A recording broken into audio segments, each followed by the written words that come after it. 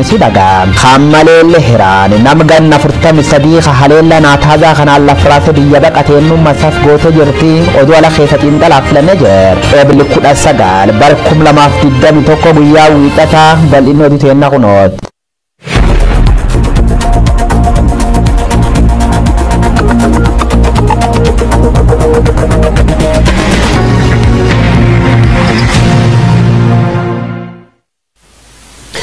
Kutawan addunyaa irraa hordoftaa martuu nageenya keenya sinaa qaqqabu daawwattoota Oromiyaa Miidiyaa Neetwoork ashama akkam jirtu aduun sa'aatii kanaan Abiraan Birruutu isinitti hima.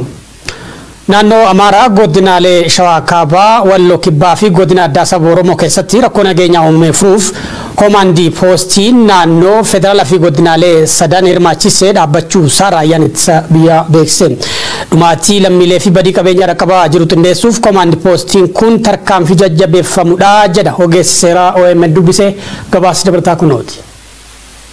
Komaandii poostiin yeroo naannoo Amaaraa mootummaa federaalaa fi godinaalee sadan hirmaachisee hundaa'uusaa raayyaan ittisa biyyaa Itoophiyaa beeksisee jira. Komaandii poostiin kun warra badii irratti hirmaatan irratti tarkaanfiin fudhata olaantummaa seeraa hin mirkaneessaa jedha. Ibsi karaa raayyaa ittisa biyyaa Itoophiyaa dhabe. Nagaa naannichaa bakka duraanitti deebisuudhaaf dhorkaawwan garaagaraas kaa'ee jira. Daandii Dabrasiina haga Kombolchaa aanaalee daangersanirra bitaa mirga isaanii haga kiiloomeetira 20 meeshaa waraanaa qabatanii socho'uun dhorkaa ta'uu kaa'ee jira. Karaa cufuu fi bataskaana akkasumas dhaabbilee mootummaa fi qabeenya dhuunfaa gubuun dhorkaadha jedha. Tarkaanfiiwwan akkanaa raawwachuuf gurmuunis ta'ee dhuunfaadhaan socho'uun dhorkaadha jedha. Dhorkaawwan kanneenii fi fuulduraaf kan labsaman sarbee dhaabni siyaasaa yookiin caasaan mootummaa fi gareen argame tarkaanfiin irratti fudhatamaa jedha. Komaandii poostiin aanaalee sadan naannoo Amaaraa keessatti labsame kun haala addeessaa naannoon sun keessa jiruun tarkaanfii sirriidhaa jedha. Ogeessi seeraa OMN dubbise. Labsii yeroo murteessatti labsamee fi dhumaatii lammiilee hambisuu danda'u jedhee amanaa jedha. Dhorkaan kun waamicha lolaa finxaaleeyyii naannoo Amaaraa fi caasaan mootummaa labsaa jiraniif furmaata ta'uu danda'a jedha ogeessi seeraa kun. Raayyaan ittisa biyyaa komaandii poostii naannoo sanatti labsuunsaa sirriidha jedhee nama ofiikooti. Kominikeeshiniin naannoo Amaaraa kaleessa ibsa laateen jechoota asaamnoo siggee waggaa 2 dura waggaa 3 dura duusaa dura fayyadame sana fayyadamaa ture. Maal kan inni jedhee naannoon keenya diinaan marfamee jira. Kanaaf uummanni keenya bakka jiruutti tokko ta'ee lola kana ofirraa ittisuu fi lola kana ofirraa loluu qaba kan jedhu dhaamsi inni dabarsaa ture. Itti dabaluudhaan Amaaraa mooraa mamaakirtu wanti jedhamu suni ibsanni kaleessa baase darteettoo ta'e waamichuma akkasiiti. Waraana guddaa keessa jirra uummanni keenya hidhachuu ofirraa ittisuu qaba kan jedhudha kan inni labse. Labsiin isaan labsan akka hayyuun tokko qorannoo godhee saayinsiidhaan qorannoo godhee naannoo sana deeggaruutti osoo hin ta'in akka dhaaba siyaasa tokkotti kan isaan ibsa sana baasanii ibsa sana irratti labsii lolaati kan isaan labsan. Maal agarsiisa jarri kun qophii guddaa godhaniitu saba sana irratti duuluuf labsiidha. Abenni dabalatee labsiisaan labsaa turan. Dhaabbilee amantaa ilaalchisee eegumsi bataskaanaaf godhamuu qaba kan jedhu garuu sirreeffama waan barbaadu jedha ogeessi seeraa kun. Naannoo sanatti bataskaana caalaa masgiidotatu miidhamee kan jedhu ibsa isaa irratti raayyaan ittisa biyyaa dhimma kana ilaalchisee of eeggannoo gochuu qaba ture jedha. Tarii dogoggora achi keessatti taa'e ibsi taa'e keessatti manneen amantaa wajjin wal qabatee ibsi achi keessa galee jira. Manneen amantaa abyaata kiristaanaatiin gubuu hin danda'amu kan jedhudha. Garuu dhugaa dubbannoo jennee naannoo sanatti keessumaa naannoo Axaayee keessatti lola kee irratti lolichi isuma amantiidhaan kan wal qabatee deemaa ture waan ta'eef kan gubate baay'inaan aanaa tokko keessatti masgiidni 9 gubatuutti kan ga'e amantaa mana musliimaati. Ibsi lammaffaa kana qofaa otoo hin ta'in ibsi sun achi keessatti ibsa eegatti dogoggorri itti yaadamee godhame agarteettoo ta'e biyya alaatti illee Orthodox against genocide in Ethiopia jedhaniitu maallaqa walitti qabaa jiru. Seenaa biyya kanaa keessatti immoo waldaan bataskaanaa Ortodoksii hacuucamuudhaan hin beekamu. Kun akka gubataa jiru fakkeessanii inni kam gama amantaa musliimaan jiru inni gama amantaa protestaantiin jiru calluma jedhee darbuunsa dogoggora jedheen yaada akka mataa kootiitti. Dogoggoraan akkachuma isaan kanaan sabarratti maqaa abaawshaniitti dhaanii deemaa turan saba walloo irratti lola gaggeessan kana kan warra qimaanti immoo wargaraan TPLF itti qabaniitu waan hin taane haasaa turanii. Garuu dhimma kanatti dhiyeenyaan hunduma caalaa kan tasgabbeessaa ture raayyaa ittisa biyyaa waan ta'eef rakkinichi jiru saba sana lamaan jidduu malee qaama biraa akka achi keessa hin jirre ibsee darbeera. Kunis akka gaariitti fudhatamuu mala jedhee yaada. Itti waamamni komaandii poostii kana eenyu fakkaate garuu hanga yoonaa wanni ibsameen jiru. Godina addaa saba Oromoo Wallootti haleellaa humnooti addaa naannoo Amaaraa bifa haaraan jalqabanii lubbuu namoota baduun himame. Dubartootaa fi daa'imman gaafa sanbataa karra qoreetti humnoota kanneen booji'aman keessaa reeffi nama hedduu wiixata ganama daandii gubbaatti argamu odeeffannee jirra. Faayizaa Eeliyaas gabaasnoota qabdi. Haalli nageenyaa kaaba Oromiyaa Walloo jiru guyyaarraan guyyatti hammaachaa dhufee jiru jiraattonni godina Walloo lola cimaa guyyaa kaleessaa gaggeeffamaa ture lubbuun namoota hedduu kan dabarte yoo ta'u hanga ammaatti lakkoofsa namoota wareegamanii adda baafachuun hin danda'amne. Humnoonni poolisoota addaa naannoo Amaaraa duula qindaa'aa Oromoota Walloo irratti bananii qabeenya hedduus barbadeessanii jiru. Namoota wareegaman kanneen reefki isaanii maatiin akka kaafteen awwaalanne poolisoonni humna addaa naannoo Amaaraa ugguranii jiru. Jiraataan godina Walloo OMN bilbilaan dubbise tokko akka himutti dubartootaa fi daa'imman liyyuu haalii naannoo Amaaraatiin kaarra qoratti booji'aman hedduun achi buuteen isaanii dhabamuun ganama har'aa immoo reefki isaanii karaa gubbaatti gatame argamee jira. Naannoo Amaaraa aanaalee godina Shawaa Kaabaa, Kibba Walloo fi godina addaa saba Oromoo Walloo keessatti rakkoo nageenyaa uumame furuuf komaandi poostii naannoo federaalaa fi godinaalee sadan hirmaachisee dhaabbachuusaa raayyaan ittisa biyyaa beeksise. Dhumaatii lammiilee fi badii qabeenyaa dhaqqabaa jiru xiqqeessuuf komaandi poostiin kun tarkaanfii jajjabeeffamuudhaa jira ogeessi seeraa OMN dubbise. Godina Horroo Guduruu Wallaggaa aanaa Jadargaa jaartee keessatti eebla 17 bara 2020 takka namoonni lama mana hidhaatii baafamanii waraana mootummaatiin ajjeefamuu maddeen gabaasani. Torbaan lama duras aanuma kana keessatti maqaa ilma keetuu waraana bilisummaa Oromoo keessa jiraatiin manguddoon tokko hidhamanii mana hidhaa keessatti lubbuun dabruun ajjeefamee jira. Waraanni mootummaa hedduminaan garasitti bobbaafamee namoota hidhaa jiru baasee ajjeesuun kaan maqaa sakatta'insa shanee jedhuun hawaasa burjaajessaa jira. Ijoo keenya xumuraatiin Iraan haleellaa buufata niwukilaraa isii irratti torbaan dabre godhameef Israa'el tuna haleelee jechuun himatti. Kana malees eenyummaa nama buufata niwukilaraa isii Natanz jiru barbadeesse addaan baaftee jirti. Gabaasa BBC Al Jazeera fi Press TV guyyoo waariyoo istiidiyoo keenya Hornerraa babal'ina oduu keessatti kan isiniif gabaasuta. Hayyangaa daawwattoota OMN oduuwwan ijoo naannoo Amaaraa ugguranii jiru. Jiraataan godina Walloo Oromiyaa Miidiyaa Neetwork bilbilaan dubbise tokko akka himutti dubartootaa fi daa'imman liyyuu haayilii naannoo Amaaraatiin karra qoratti booji'aman hedduun achi buuteen isaanii dhabamuun ganama har'aa reefki isaanii karaa gubbaatti gatame argamee jira. Kana malees dubartoonni lama kanneen lubbuudhaan namoota booji'aman kanneen keessaa akka tasaa hafan haalli garas ture hedduu yaaddeessaa fi suukanneessaa ta'uu miira gaddaatiin ibsatu. Hawaasni namoota poolisiin humna addaa naannoo Amaaraa booji'an kanneen harkaa baafne jedhanii garas deemaa turan hedduunis akkuma dhaqaniin hafuutu himame. Yeroo ammaa kanatti namootni jumlaan ajjeefaman reefki isaanii lakkoofsaan hin beekamne kan jiru jiraataan godina Walloo kun warreen reefki isaanii karaa gubbaatti gatame kanneen kaasuuf poolisiin idilee aanaa harxummaa fuursee gara kaarra qoreetti deemanii jiru. Waraanni uummata Oromoo Wallootti kanama itti kan jiru. Yeroo ammaa kana komaandi poostii irratti labsamee uummanni amma kan jiru karaa kaarra qoreetiin kaleessa namoota wayii booji'anii turanii namoonni sun dubartoonni lama lubbuudhaan baafatanii galanii haala achi jirullee nyaannii turanii. Ta'us garuu hamma ammaatti wanni irra gaame hin beekamnee jira. Weerarri kun qaamota sadiidha uummata nagaa irratti kan baname yoo ta'u isaanis raayyaa ittisa biyyaa poolisoota addaa naannoo Amaaraa fi komaandoo akka ta'e oduu keenya guyyaa kaleessaa keessatti isiniif gabaasuun keenya kan yaadatamuudha. Walumaa galatti namoota guyyaa kaleessaa fi halkan edaa lubbuun isaanii dabartee fi kanneen madaa'an lakkoofsa isaanii addaan baafachuun hedduu ulfaataadha. Jiraataan godina Walloo guyyaa kaleessaa irraa jalqabee komaandi poostiin labsamee jira kan jiru jiraataan godina Walloo kun humnoota hidhatan malee sochiin hawaasaa kan hin jirre ta'uu eerame.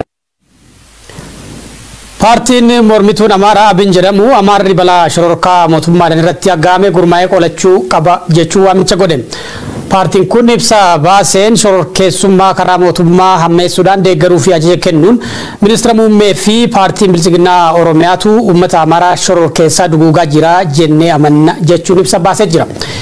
ummata amaaraa balaa shoorkeessummaaf kan saaxilaa jiru shoorkeessummaa kallattiidhaan caasaa mootummaatiin hoogganamuu jennee amannaa jedha. Paartiin kun Oneeg Shanee kan jedhamu kan shiraan bobbaasee hidhannoon deeggaru ijaaruu fi hidhachiisaa jirullee ministeera muummeetii jechuun komata. Tibbana miidiyaalee hawaasaa gubbaarratti aktiivistoonnii fi miidiyaaleen finxaaleeyyii amaaraa irra deddeebiin mootummaa giddugaleessaa irratti duula qindaawaa gochaa jiru.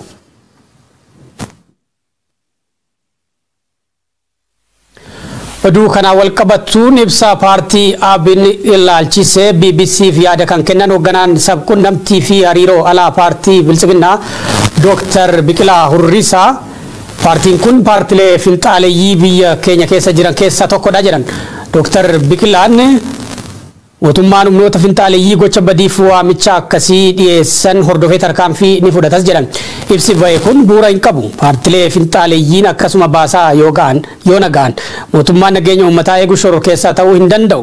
Paartiin ABN ibsa baase keessattis qondaalota paartii badhaadhinaa kan naannoo Oromiyaa qofa osoo hin taane kan naannoo Amaaraa jiranis uummata gowwoomsuurra darbanii bu'aa buusan tokkollee hin jiru jechuun komatee jira.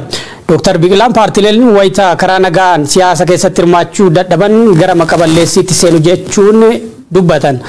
ABN karaa nagaa siyaasa tarkaanfachiisaa wayita dadhabu karaa hawaasa walitti buusuu goolama uumuu kana filatee jedhan. Finxaaleeyyii karaa qaxxaamuraa deemuuf qaburraa ibsa kana baase jedhan.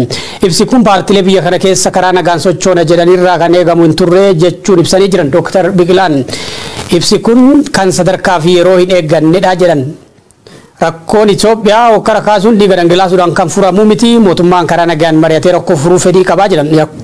Yoo rakkoon daangaa darbu ammoo olaantummaa seeraa ni fudhannaa jedhanii jiran. Paartileen bilisummaa yaada isaanii ibsachuudhaaf mirga qabu kan jedhan Dr. Biqilaan garuu akkaataa uummata walitti buusuu fi biyya balaaf saaxiluun ta'uu hin qabu jedhanii jiran.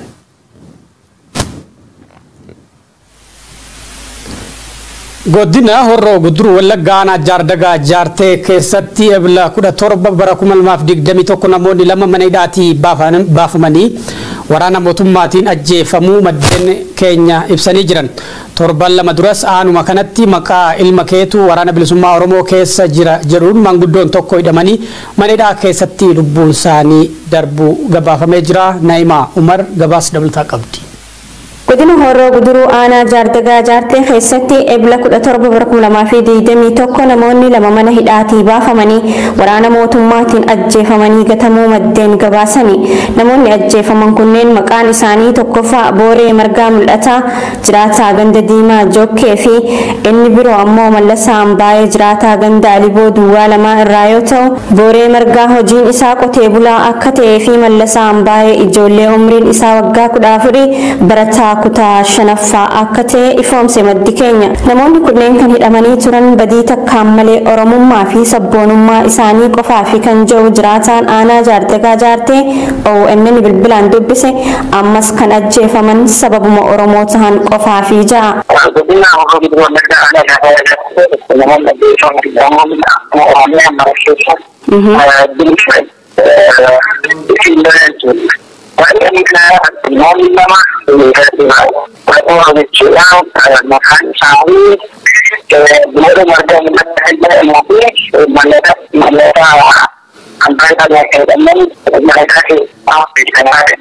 Maatiin namoota kanneenii reeffa kaasanii awwaallachuullee humna tikaa mootummaatiin akka dhoowwaman OMN odeeffatee jira.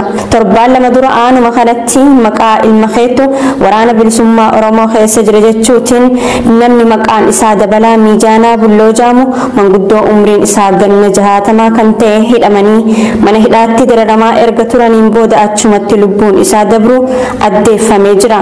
Murni afaan qawweetiin biyyattii bulchaa jiru Oromoo lafarraa balleessuuf kutatee jira kan jaan maddeen waraanni isaa heddumminaan lixa Oromiyaatti bobbaafamee kan hidhaa jiru baasee ajjeesuun kaan maqaa sakatta'iinsa shanee joon uummata nagaa dhoowwaa jira jedhani. Tibbana Oromiyaa aanaalee godinaalee fi magaalota garaagaraa keessatti namoonni hidhamanii to'annoo seeraa jala jiran mana hidhaatii baafamanii waraana mootummaatiin ajjeefamuun cimee itti fufee jira. Oduuwwan maddeen alaarraa argannetti ceeneeti jirra. Seenaatarri Ameerikaa kadhimma gaagaama Tigraay ilaalchisuun Joo Baayiden ministeera muummee Itoophiyaatti ergatanii turan Chris Coons ministeerri muummee Itoophiyaa Abiy Ahmed waadaa galan hojiirra oolchuu dhabuu isaaniitiin nu mufachiisan jedhan. keessuma waraana Eritiriyaa Itoophiyaa keessaa baasu deeggarsa namoomaatiif haalam jeesuu fi warra mirga namoomaa miidhan gaafachiisuu ilaalchisee tarkaanfiin fudhatan hin jiru jedhan. Ammallee rakkoon Tigraay keessaa fi Tigraayin ala jiru nuuf yaaddoo guddaadha jedhan Senaatarri Ameerikaa Chris Coons. Oduu walqabatuun qondaalli haajaa alaa gamtaa Awurooppaa Joseph Borrell haalli Tigraay keessaa takkallee akka hin fooyya'in loltooti Eritiriyaas achuma akka jiran gamtichi mirkaneeffatee jedhan. Deeggarsi namoomaas gufatee akka jiru himan. Mootummaan Itoophiyaa waadaa hawaasa idil addunyaatiif galee nyaachaa jira jechuun komatanii jiran.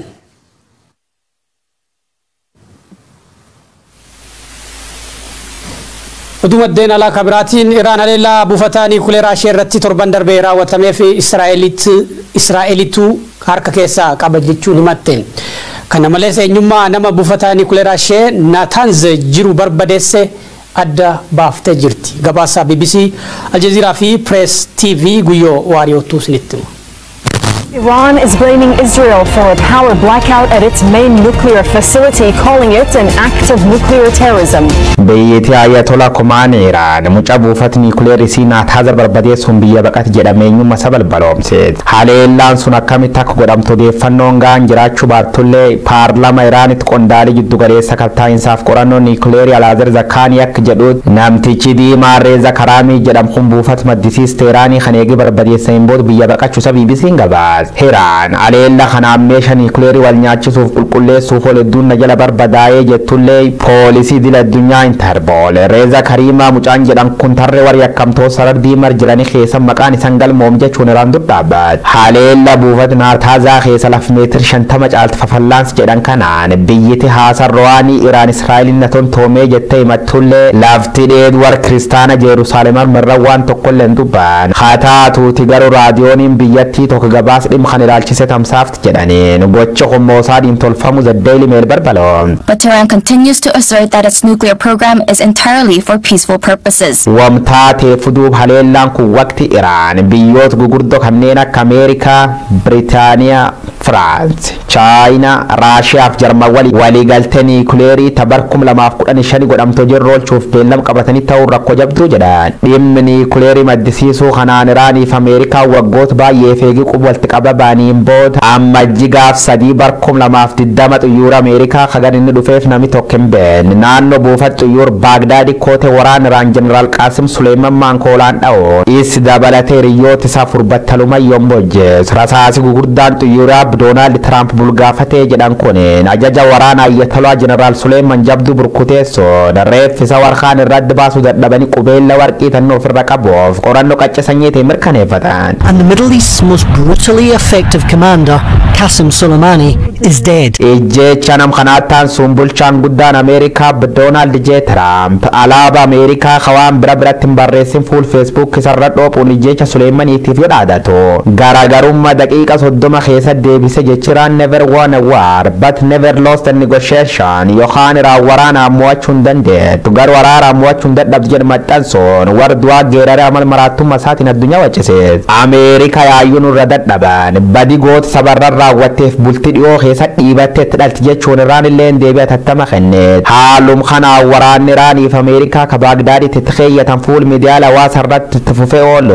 Iraan illee tarkaanfii weebsaayitoota Ameerikaa haleeluun haaloo baateen kompiitaroota Ameerikaa hedduu goobsite odeeffannoo Ameerikaa illee hedduu jala fudhate. Wamtaatee fuduu warri humna gurguddoo qabu kanneen akka United States faan Iraan akkasiin meeshaa waraana gurguddaa kanneen akka niikuleerii kan hin qabanne barbaade. Teeraan garuu ittiin fayyadamu jettullee meeshaa kan qabachuu feete. Israa'el Iraan meeshaa kan qabannaan na haadhu dandeetu waan jettuuf jabdu sodaat. Ameerikaan meeshaa kan oomishu dhiifnaan qoqqobbii Iraan irra kaasuuf waada galte turte. Iraan immoo meeshaa keemistirii kan parsantii 60 ol guddisu si dubbatame.